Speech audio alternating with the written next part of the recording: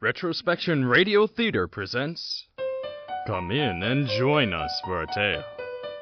Welcome, I'm Noah Martin. Today, we'll meet a scientist researching odd things that our government has gone off and found. Today's tale tells of a strange specimen of whom comes from the water. But this specimen isn't from our deep, dark oceans. No, there's plenty more tales to be told about those. Instead, this specimen comes from a cenote in Mexico. A cenote is a giant blue hole filled with water, formed from the last ice age. They often connect cave systems, which, in turn, connect to oceans. This cenote has something very special in it. But be warned, if you spook easily, you may not wish to listen to Retrospection's production of The Monster of the Blue Hole.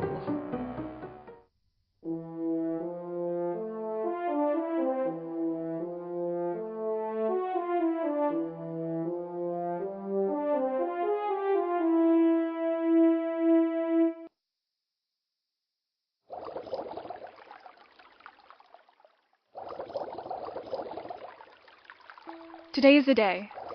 Today we see the underwater river. It takes a while to get down there. Once we break the surface, we have to swim to the wall and descend from there. I don't know about everyone else, but I am thankful. I'd rather not have to descend a cenote in the open. Plus, I can actually see where I'm going, till we get further down. See, the United States government heard rumors about divers going missing in the cenote, which normally wouldn't be strange. Divers go missing all the time. They lose the rope, or they're careless, and run out of oxygen. Except this is different. The locals said they have found remains of humans floating on the surface. An arm here, a leg there. That's what's not normal.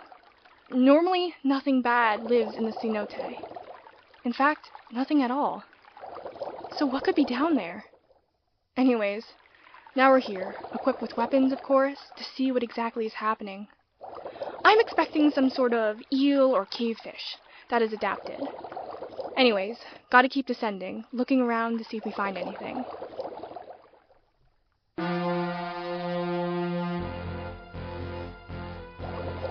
We've reached it, finally. The place that makes Cenote famous, the underwater river. Beck is motioning for us to spread out and search above the river. Sheesh, this thing gives me the creeps.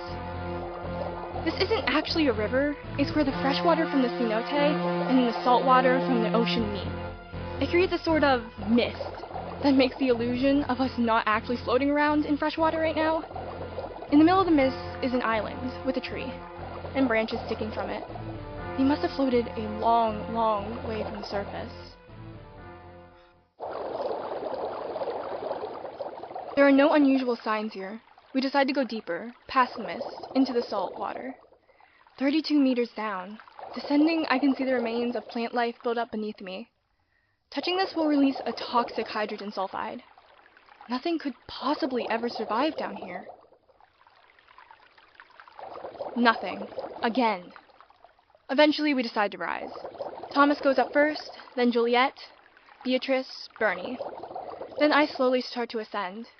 I can't believe we found nothing. Perhaps the lights and weapons scared it off? Perhaps nothing ever lived down here in the first place. The mist washes over my eyes and I'm greeted with red. The water is no longer fresh. Bodies float, bubbling, blowing, weapons firing everywhere. I don't know where they're shooting, though. All I see is red in the water. Ah!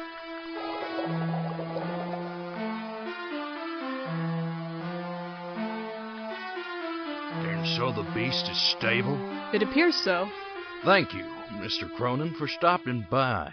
Your experience with sea creatures is a big help. It's my pleasure. After the Hanosaurus and Dead Lake, the government employed me to help out on any interesting ocean specimen I can.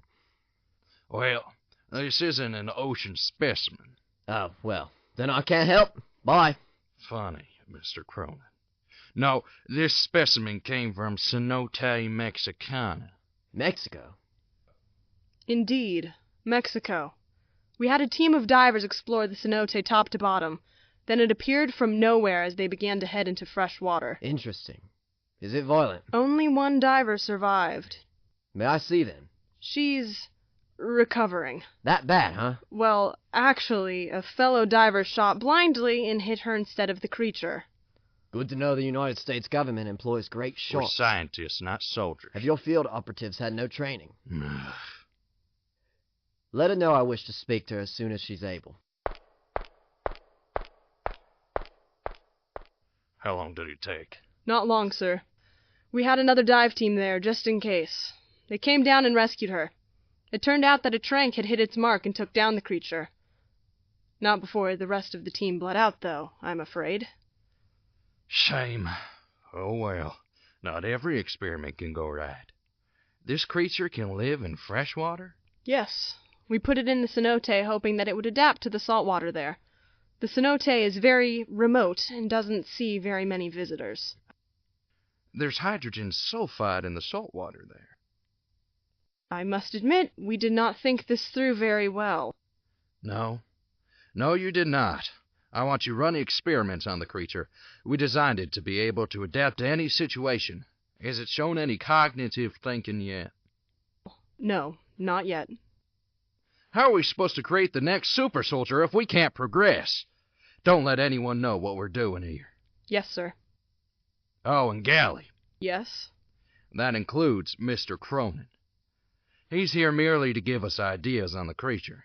He has no need to know what you and I know. Yes, sir.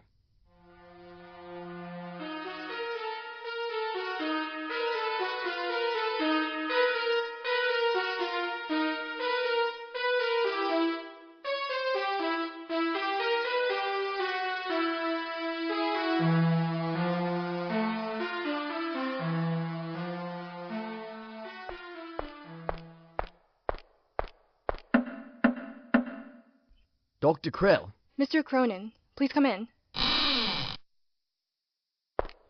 You look absolutely stunning. Thanks.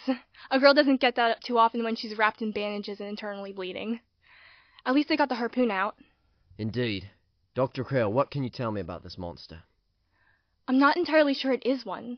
Something is, pardon me, fishy about this whole thing. I'm not sure what. When we got back, they had a tank ready to go, water from the cenote, and food. The only problem is we didn't know what he ate, say for my fellow scientist. I see your point. Perhaps they guessed. Well, I thought that too, except they had everything perfectly planned out for it. Food, the exact space, what it looks like in there, the exact type of water, and they didn't waste any time. In fact, it was there when I returned. Odd. Did you notice anything about the creature? Its behavior, perhaps? Well, besides the fact that it's green and humanoid, I found it strange that the creature hid and waited for us to return back through the mist. It also didn't attack like a shark or other sea creature from below. Instead, it seemed to have planned it out and waited for us. This is very weird. A smart sea monster in a remote cenote that could have in no way gotten there by itself. Is it like anything you've seen before? No, it's not like the Hanosaurus. It's not like anything that came out of the dead lake. It's not like anything I studied in school. So, what is it? The creature from the Black Lagoon. Funny. What is it really? I'm not sure. The only thing I can think of is the creature from the Black Lagoon. Except it's not. It's more humanoid. It's lankier. Seems like it's watching us. Almost like... Thomas, the creature lay in wait and watched us as we dove. It planned it out. What if the creature is... What's happening? I don't know. I'll go see. Vander, what are you doing? It escaped. Galley was looking in the cage and writing a report, and it pulled her in. Then it just pulled itself out and began to walk away. So then what are you doing? I have orders to burn this whole place down. You're going to set a water tank on fire. Don't come any closer or I'll set you on fire, too. Vander, just listen. You don't have to do this. This whole place has to burn. We can't let the research get out. We can't let any experiments get out. Nobody can leave this place. Experiments? There's more than one. Vander!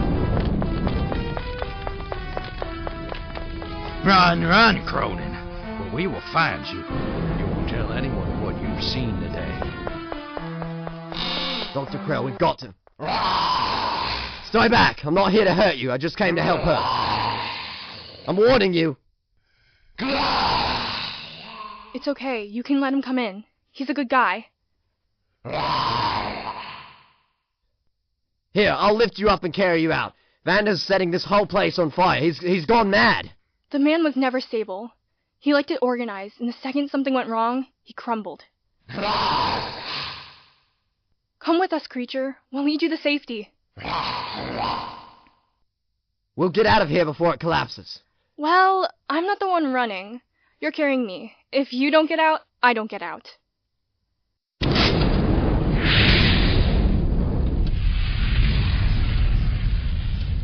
Oh no.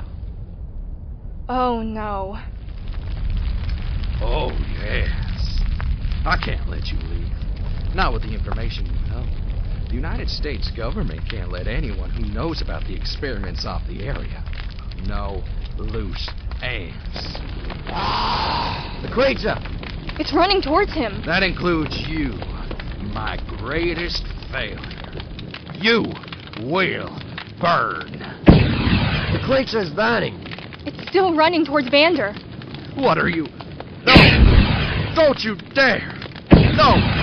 No! No! It grabbed him. Come on, Cronin. Let's get out of here. On it. So now what? We tell no one of what happened here. Okay. Where will you go? There's always strange creatures out in the sea. I'll go find them. You? I think I'll retire. No more water for me. I understand you. I felt that way after I encountered the Hanosaurus. Good luck, Dr. Krell. Good luck, Thomas Cronin. And thus concludes another adventure of Thomas Cronin. Tune in to Retrospection next week for our final edition of The Monsters of May, taking place in the Monstrous Museum. Then, join us next month for the Colmsbury Plague. Auditions out now. A multiple viewpoint story of the happenings in the town of Colmsbury.